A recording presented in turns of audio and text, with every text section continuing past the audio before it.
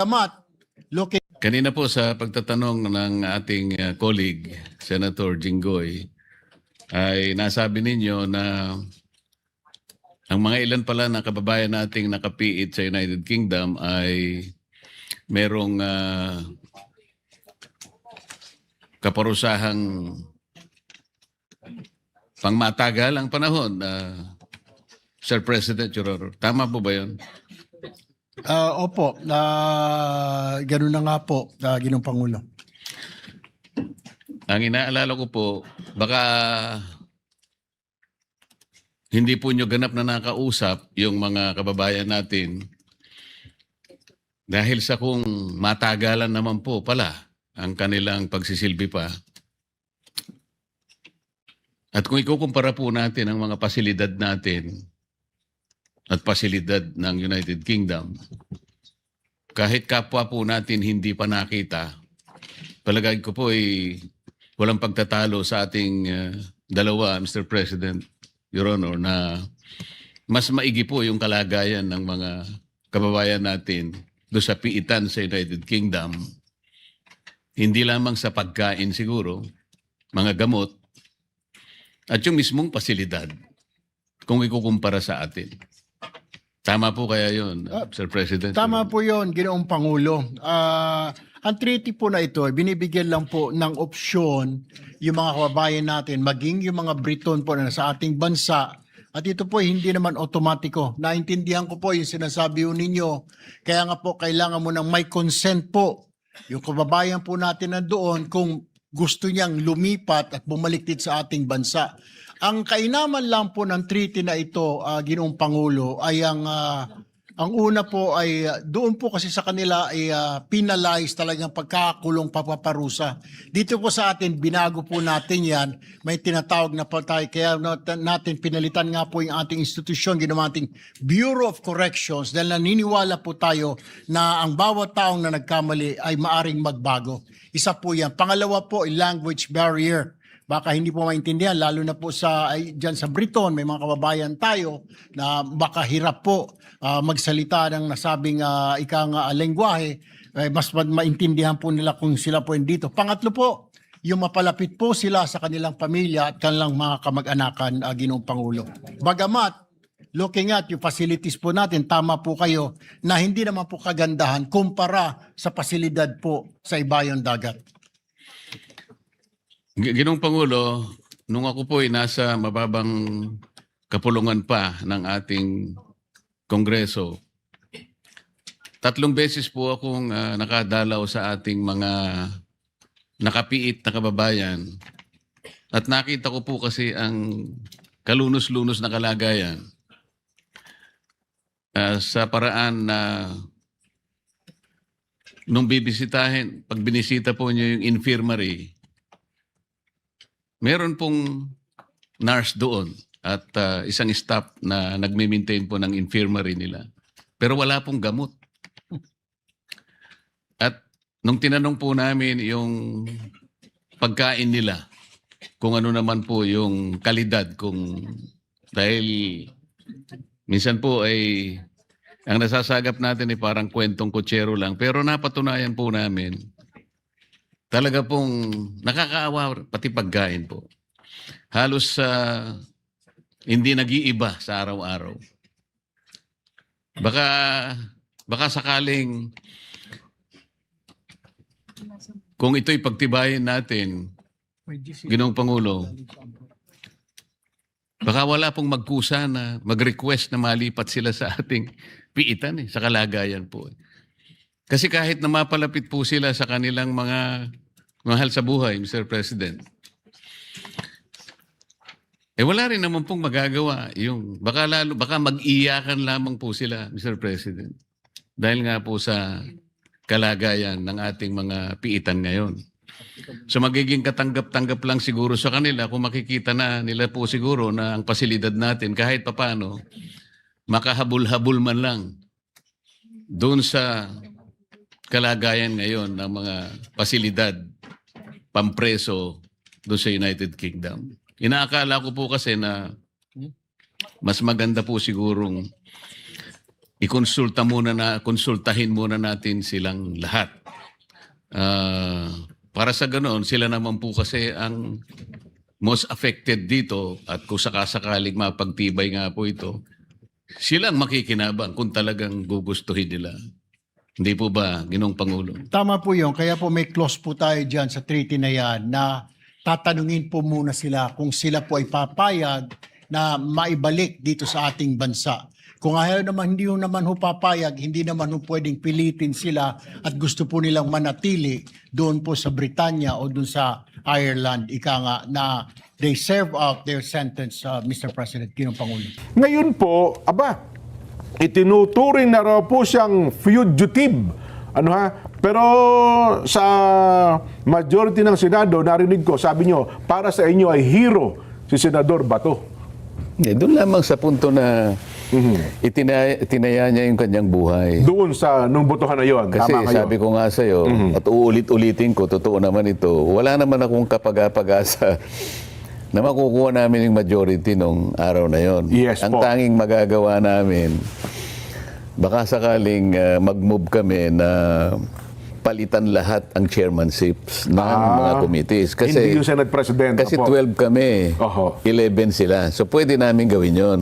Okay. Kaya lang, madugo din yung proseso na yon. Dahil, siyempre, alangan naman yung mga nakagawa na ng maraming pamumuhunan doon, meron na silang mga sariling mga panukalang batas na Opo. maaaring matapos na. Bigla ngayon silang maalis, sino magpapatuloy yun, baka sakaling mapalitan yung agenda. So yung momentum mawawala. So talaga makikipag-away sila, makikipag-debate sa'yo. Opo. So pagka puro gano'n na lang ang nangyayari, walang kabutihang ibubunga sa bansa yung gano'n. Tama. Oho. Kaya, well, that is possible. Ako, ang sabi ko, hindi ako masyadong interesado na dyan. Oho. Ang importante, kung makukuha natin, at wala naman akong pag-asang makuha, Oho. at wala nga akong aasahan dito sa isang ito na pinag-uusapan natin, ang tangi ko lang inaasahan, si Senator Bato. Oho. Kaya lang, hindi ko naman Problema. Wala siya. hindi ko naman hihingin sa inyo ang paliwanag. Paano nga siya pupunta? Paano siya makakarating ng buong buo Sa oras na yun. sa oras araw na yun? Yes. Wala akong alam eh. Pero siya lang talagang magbibigay sa atin ng tagumpay. Opo. Kaya nga nang dumating dyan Napayakap kayo. Kita ko sa video eh. namalikmatawa eh. Si Senator Bato ba ito? Baka kamukha niya lang ito. Oho. Nung makita kong putlang-putla siya na humihingal at tinahabol niya yung hininga, napalapit, takot na yaka. Yakap Anong niya, nangyari? Sabi ko, Oho. hindi nga siya makapagsalita. Basta naulinigan ko lang, hinahabol ako. Kasi sa mahinang hindi niya masabi. Oho. Hinahabol ako. Oho. O yun, at the rest is history. Ayun. Pero kung sinasabi fugitive, paano naging fugitive? Jen, paano daw ba yun? Kasi daw po, mukhang pinatututuhanan na meron talaga siyang, well, tanggapin natin, bagamat wala pa po nakakakita na meron daw talaga siyang warrant of arrest. Dati galing po sa ICC. pag-usapan natin yung warrant of arrest. Yan, warrant of arrest muna. Okay, pag-usapan natin, ano ba yung procedural requirement para malaman natin na talagang yung issue ng ICC Opo. ay pinaraan doon sa mga proseso. Doon pa lang kasi Aha. mahirap kasing tanggapin, hindi valid yan. Kasi questionable nga yan eh. Questionable yan kasi substantive na proseso ang pinag-uusapan natin. Wala na tayong treaty sa kanila. Wala nang treaty talaga. Ang bubuhay lamang doon, magbibigay ng authority doon sa issuance ng warrant of arrest ay yung pagkakaroon ng treaty sa pagitan ng ICC at saka yung Pilipinas. Opo. Nawala na nga tayo sa treaty dahil kumalas tayo noong 2019. Oho. Huwag na nilang ipilit. Sinampahan ang reklamong plunder at indirect bribery si Senador Rodante Marcoleta sa Ombudsman dahil sa pagtanggap umano ng regalong 75 million pesos. Ang sabi ng mga investigador ng Ombudsman, masyadong malaki ang halagang tinanggap ng nooy kongresistang si Marcoleta para isiping walang hinihintay na kapalit ang mga nagbigay. Dati ng issue kay Senador Rodante Marcoleta ang pagtanggap niya ng pera mula sa 3 donor noong 1 taon na hindi niya idineklara sa kanyang Statement of Contributions and Expenses.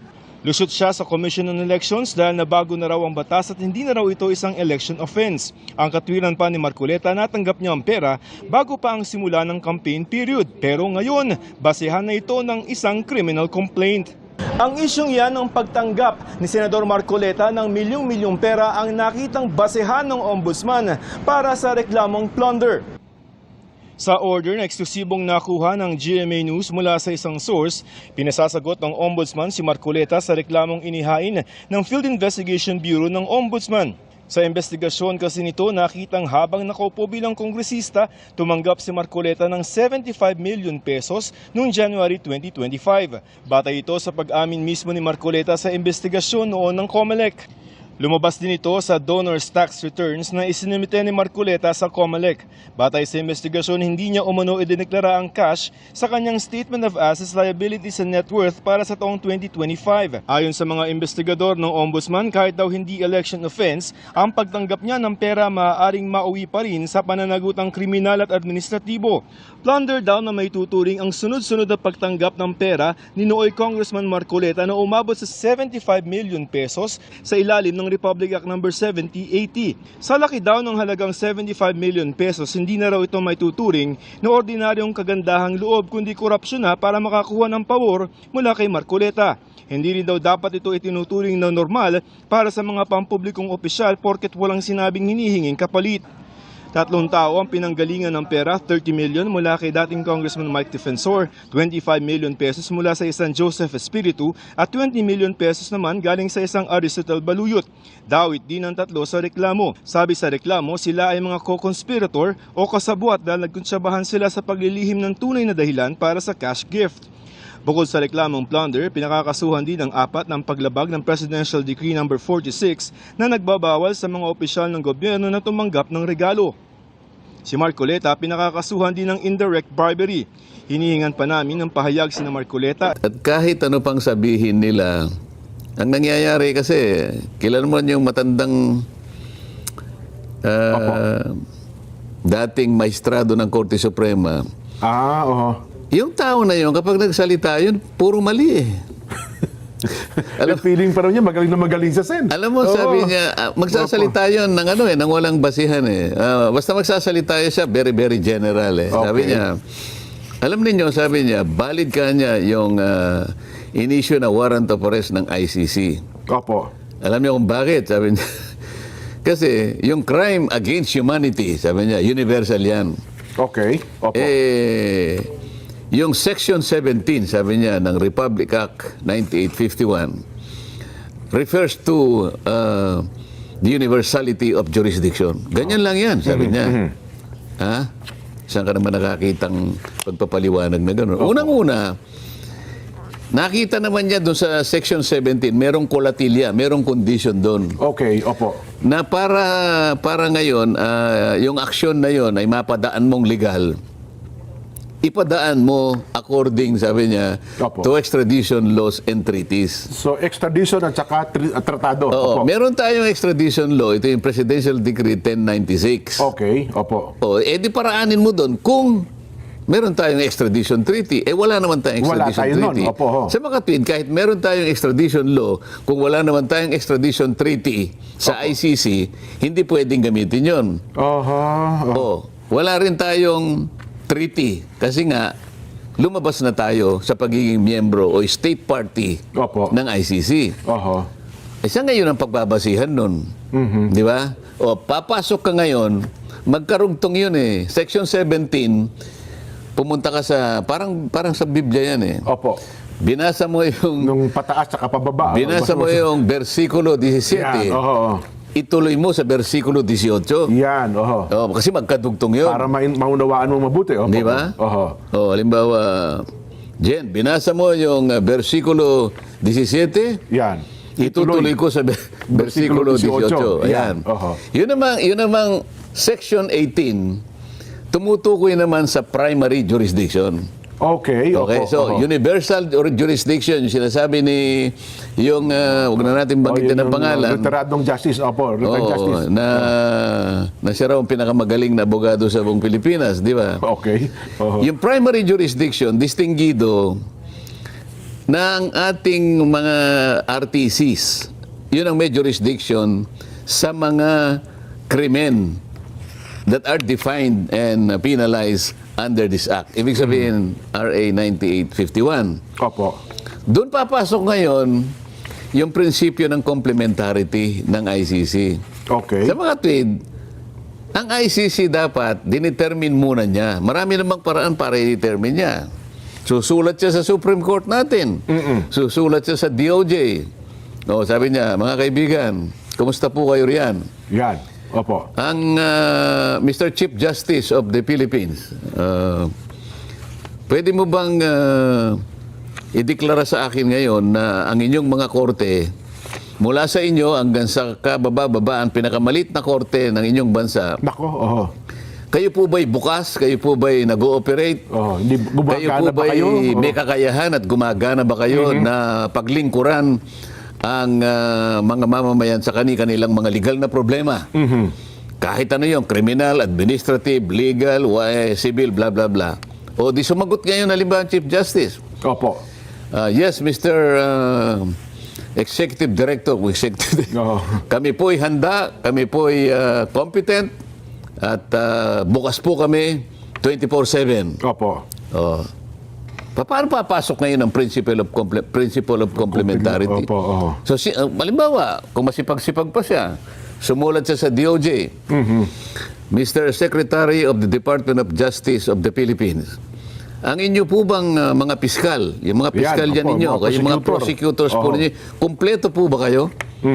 Kayo po ba? Opo, ang totoo niyan sa RA 9851 pinapaghanda pa nga kami tungkol diyan sa pagpaprosecute po ng mga krimen na nakadefine sa batas na yan, katulad po ng international crimes, ng genocide, ng mga high crimes and blah blah blah. Pati po yung aming human rights nakahanda po kasi po ito'y nasa batas namin. Kaya kami po'y handang-handa. Oho. Sa mga tweet, mapagtitibay niya, either prosecution or litigation, the Philippine government is able, Ayan. willing, Yan, opo. and competent to do their job. Oho. Paano ngayon papasok ang ICC? Yun ang pinaka-core principle nila Oho. Basahin ninyo yung kanilang preambular provisions, yung mga whereas, ganyan-ganyan. Opo. Papasok lang sila kapag yung domestic system, yung domestic legal system, ay wala nang maasahan Wala ang na, kanilang hindi na mga gumagana. Oh, yes. ang kanilang mga Yung mga korte nila. mamamayan. Opo. Kaya papasok siyang ganun. Hindi ba? Yes po. O, paano ngayon yan? Ngayon, procedurally, testingin lang natin. Kasi, alam mo, kapag nag-issue ng request ang ICC, ang gagamitin niya Interpol. Opo. Yung request na yon will be subjected to evaluation by the General Secretariat ng Interpol. Oho. Kapag na-evaluate niya yon, Jen, doon pa lang dadaan doon sa notification process and diffusion mechanism. May mekanismo yan Yes eh. po. Oo. So, palagay nating dumaan doon. Sabi niya, okay, yung ano mo, sabi niya ganyan. Palagay mo lang na pumasok na yung complementarity. Wala Nasunod. nang ano dito eh. Sabi natin, nasunod na nila. Opo. Ibig sabihin, napagtibay nila na hindi gumagana ang korte natin, hindi gumagana ang piskal natin. So, papasok sila ngayon. Yan. Opo. So, pwede nang pumasok dahil nga iko-complement nila eh. Okay. Magwawaran siya ngayon. Idadaan mo pa ngayon sa procedural process. May proseso pa rin. Opo. Dumaan ba sa diffusion mechanism? Kasi magre-red notice pa yung ano eh. Oho. Pag nagkaroon ng red notice, talastasan ngayon ang Interpol doon sa ating National Central PCTC. Hindi. Opo. Under yun ng PCTC yun eh. Oho. Makikipag-coordinate sa National Central Board. Opo. Okay. Na nasa ilalim ng PCTC. Ayun kaya pala. So yun Oo. ngayon ang magsasabi yung NCB. Opo. Sasabihin niya ngayon, NBI, kayo po ang inaatasan namin sang-ayon po sa diffusion order and red notice order ng Interpol. Kayo po ang aming dinedeputize na mag-serve po ng warrant. Mag-implement ng warrant of Okay. arrest. Oo. At para po mai-serve po sa isang senador ng ating bansa. Oho. Lahat ng ito, ipakikita mo muna sa amin. Nangyari ba itong prosesong ito? Nako, mukhang hindi po lahat eh. Eh ngayon, dahil nga sa sinasabi lang nila, wala ng TRO, hindi nakakuha Yun ng po eh. TRO. Oho. Sinasabi ba ng Supreme Court dahil sa nawala ng TRO? Hindi pa nga kami tapos kasi nga ang question, ang merito ng petition, ay kino-question niya yung validity ng ng warrant of arrest Oho. ng ICC kung meron silang jurisdiction pa. Bakit ho ba nagpalit ng Senate presidency nung panahon ni Cheese, ni Ginoong Escudero? Ano bang katwiran noon? Kasi nga, ang balita noon dahil po sa nasangkot ang kanyang pangalan sa flood control scandal. Di po ba? Wala pa yung flood control noon. Ang issue kay dating Senate President Cheese noon, yung 2025 budget.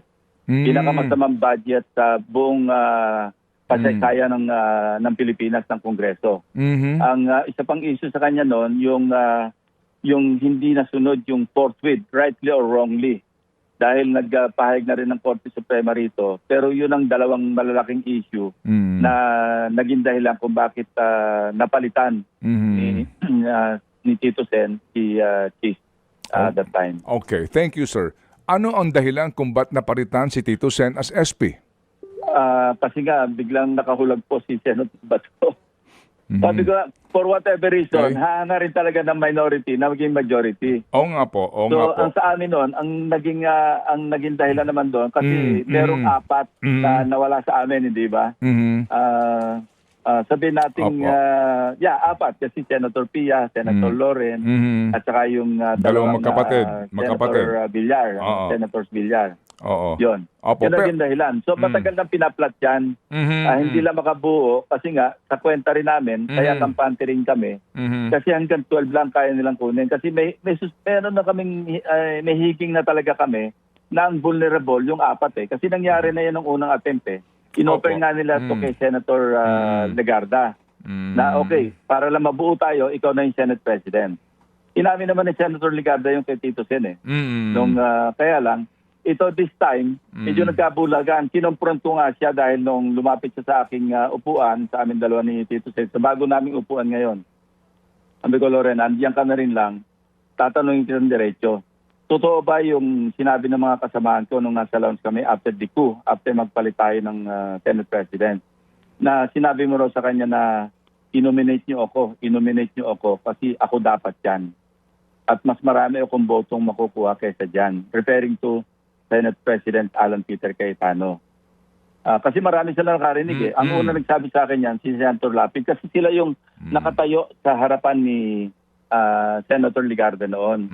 So nung nasa launch kami, right after the coup, so si Lito, yung Senator Lito, sinabi sa akin, pare, merong nabanggit sa amin si kaharap kami si Senator Loren, na inominate niyo ako, kasi ako dapat yan.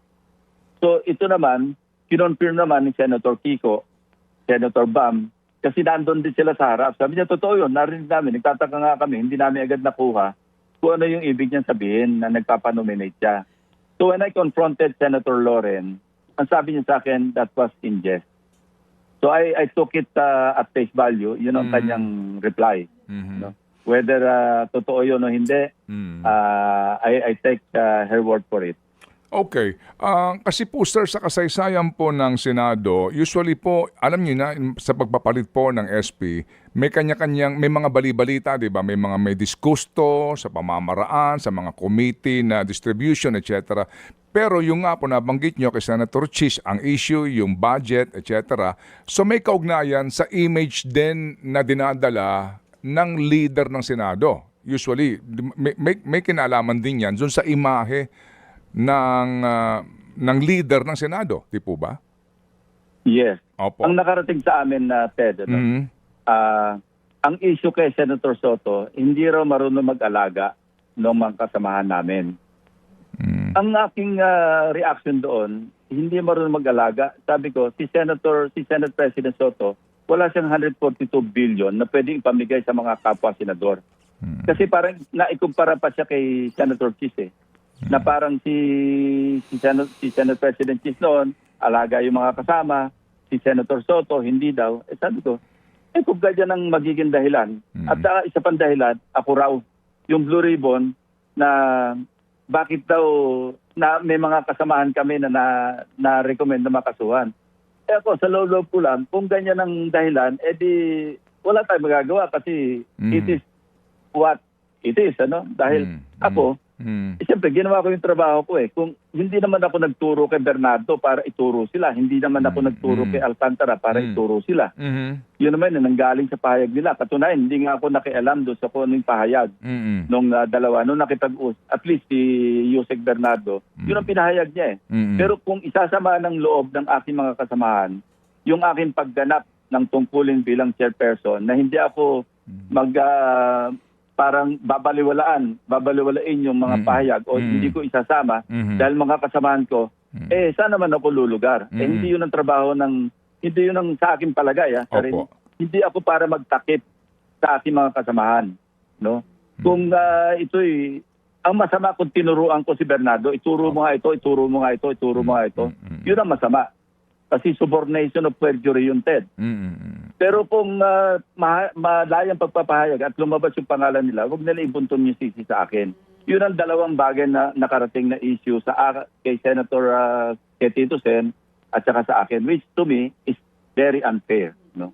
Kasi hindi marunong mag-alaga. Define alaga, TED. Ang definition namin na alaga, yung welfare ng mga kasamahan namin, pangalagaan mo, pero hindi dahil sa material na dahilan na hindi marunong mag-alaga. Alam mo, nung nakarating sa amin yon, hindi ko na sabihin kung saan ang galing information, pero kumpirmado naman yon. Parang naawa nga ako kay Tito Sen eh. Sabi ko, ganun ba yung kaya i-define mo nga sa akin kung ano yung ibig sabihin ng hindi marunong mag-alaga. Anong konteksto nun? Kasi ito sabi ito Justice Secretary Bida natin, sabi niya una, ang warrant of arrest ng ICC ay nagtuturo kay De La Rosa bilang kasabwat sa drug war ng Administrasyong Duterte. Pangalawa, ang pag-aalis niya ng kustodiya sa Senado. Pangatlo, pagtanggi ng Korte Suprema na maglabas ng temporary restraining order laban sa warrant. Pang-apat, ang pagiging enforceable nito sa ilalim daw po ng batas ng Pilipinas. Sen, ano ha? Yun nga yung tinatanong ko, saan mo hahanapin sa batas ng Pilipinas para ma-enforce mo? Yun na nga yun lang sagutin eh. Nasasabihin nila, because of the universality jurisdiction. Sabi nga nung matandang ex-justice. Asan nga yung universality? Sasabihin niya, Section 17. Basahin mo nga yung Section 17. Basahin mo lang ulit. Basahin tsaka unawain. In accordance with extradition laws and treaties. Iparaan mo doon. Wala nga eh. Wala na tayong tratado, wala tayong... Ang tanong mo ganito, yun bang warrant of arrest na inisyu ng ICC is universally enforceable? Okay. Dapat yun ang sagutin ng Justice Secretary sa sarili niya. Dapat mag-research siya eh. Halimbawa sa Southeast Asia dyan, baka hindi niya alam. 11 members ng Southeast Asian nations. ASEAN, Alam mo ba na isa lang dyan ang member na ng ICC? Ganun po sa mga bansa Hulaan na mo, sa 11 member countries ng ASEAN. Sino na lang ang membro ng ICC? Ano na ba? Ba't parang hindi mo naman alam? Alam mo na ito eh. Hindi, wala akong idea san eh. Wala. Alam kaya ni Justice Bida ng DOJ? Out of 11 members ng ASEAN, Cambodia na lang. Cambodia na lang ang miyembro ng ICC. Sa mga tweet, dapat padaan niya sa Cambodia, baka yun, pwede niyang okay? Ganun ba? Naniniwala ka ba na ito nga yung pinag-uusapan natin eh. Ang pagpapatupad kasi para i-enforce mo yung ang ICC warrant of arrest, it will depend on the voluntary cooperation of the member states. Okay? Kasi wala ka naman pulis, wala ka naman sheriff. Kaso yung isang nagpapanggap na sheriff, ayun, nako. Hindi man lang questionin, di ba? Nagpunta ron, minawagayway niya yung Yung warrant, may dala-dalang push eh. Ito yung warrant ng Yun ba yung paraan? Sinasabi ko eh. Aha. O bakit sabihin ko sa iyo, dapat inaral ni Secretary Bida yung mga presidents nung pag-i-issue ng warrant of arrest ng ICC para sa ganun magkaroon siya ng batayan. Aha. Hindi yung dahil enforceable, dahil pinapayagan ng batas natin, hindi naman niya madistinggi. Anong batas ang nagbigay sa iyo ng authority? Wala man siyang masabi.